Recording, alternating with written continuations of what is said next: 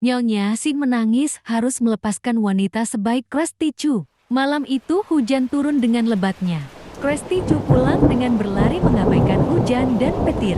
Dia baru saja membujuk ibu dari orang yang dia cintai agar merestui pernikahan putranya dengan wanita yang telah dipilih putranya. Krusty Chu begitu mencintainya, sehingga memilih melepaskannya. Jika itu membuat laki-laki yang dia cintai bahagia, Krusty Chu berlari sambil menangis. Tiba-tiba langkahnya terhenti dan tersandung. Biuk! Krusty pun terjatuh. Krusty menghapus air hujan dan butiran-butiran air mata yang ada di wajahnya.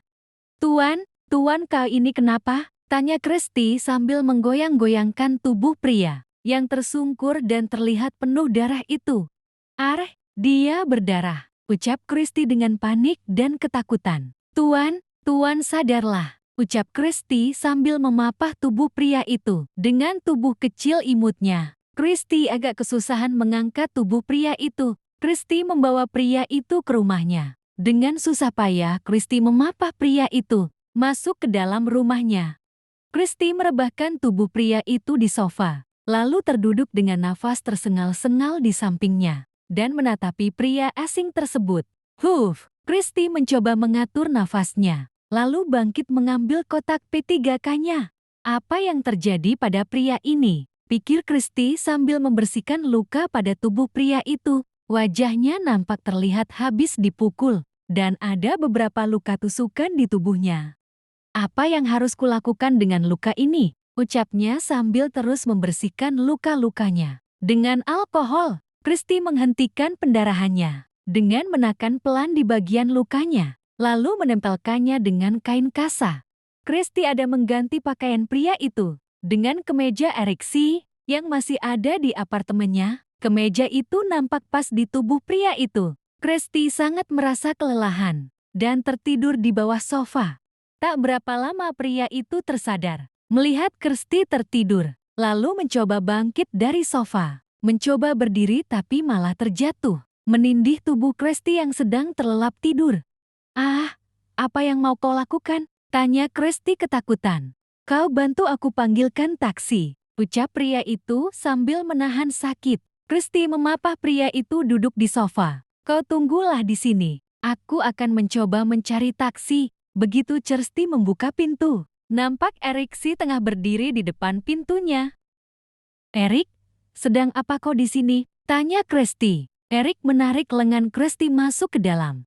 Apa kau sudah bicara dengan ibuku? Tanya Erik. Iya, jawab Krusty sambil mengepalkan tangan dan menahan tangis.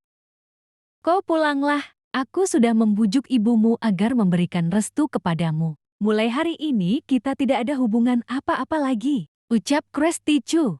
Erik menyadari jika sedari tadi ada yang memandangi mereka. Kau siapa? Tanyanya. Krusty teringat Kalu. Dia baru saja membawa pria asing ke apartemennya. Aku Edward, temannya. Jawabnya enteng.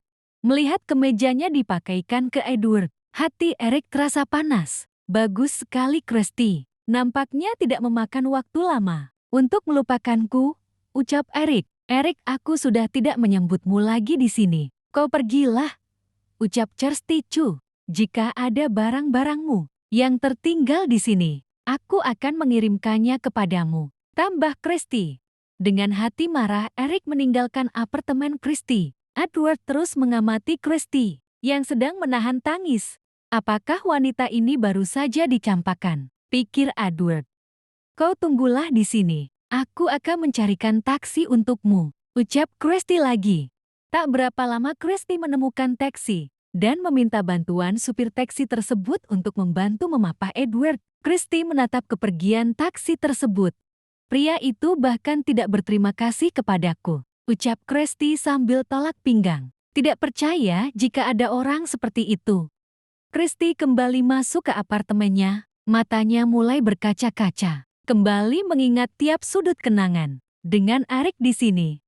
7 tahun, Krusty Chu setia menunggu Erik di kota kecil Sinchuan ini. Setia menunggu sambil merawat Nyonya Si.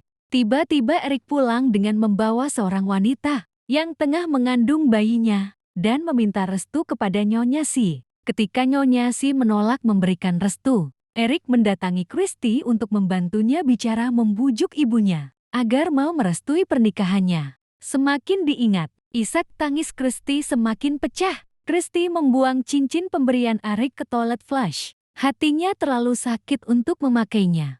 Karena terlalu lelah, Christy terkena demam. Namun tetap harus pergi bekerja. Dengan wajah pucat, Christy duduk di dalam bus dengan pandangan kosong dan menyedihkan.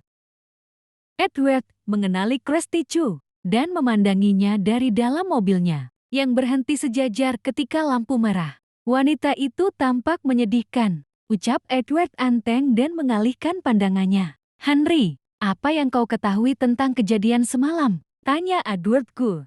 Direktur, nampaknya itu adalah perbuatan salah satu wanita yang pernah dekat dengan direktur. Sial, batin Edward mengutuki Bethany. Hanya dia wanita yang mengetahui jika Edward ada takut gelap. Dan malam itu ketika di toilet pria, ada kesengajaan dengan merusak lampu di toilet tersebut. Pada saat itulah, Edward dianiaya orang-orang Bethany.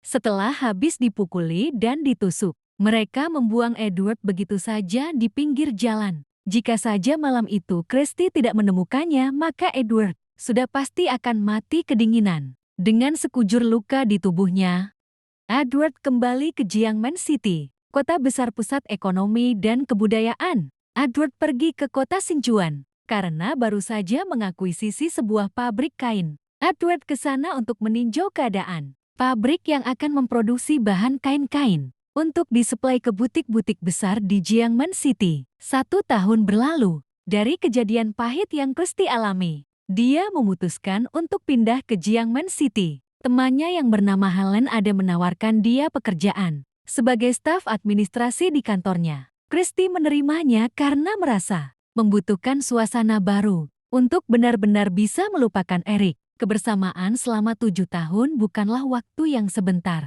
Serpihan-serpihan ingatan tentang kenangan mereka masih ada yang menyesap di dalam hati. Christy mengurus segala sesuatu untuk kepindahannya, mengurus pengunduran diri ke kantornya, dan mencari penyewa untuk apartemen yang dia tempati sekarang. Begitu mendapatkan penyewa, barulah Christy pergi ke Jiangmen City. Helen sudah menunggunya di stasiun kereta. Dua sahabat itu berpelukan karena merasa rindu. Terakhir bertemu ketika mereka sama-sama memasuki universitas. Karena masalah biaya, Christy hanya bisa melanjutkan ke universitas yang ada di kota Sichuan. Sementara Helen meneruskan ke universitas yang ada di Jiangmen City.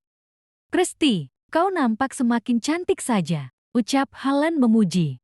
Tentu saja, semenjak dalam kandungan ibuku, aku sudah ditakdirkan menjadi cantik, jawab Christy serius setengah bercandai Helen. Ayolah, kita makan hotpot dulu, baru setelah itu kita pulang ke tempatku, ucap Helen sambil menarik koper Christy dan mengajaknya menaiki taksi. Mereka makan hotpot di pinggiran kaki 5. Untuk menghemat uang, sewa tempat di Jiangmen City sangatlah mahal. Karena itu Helen mengajak Christy untuk tinggal sementara dengannya.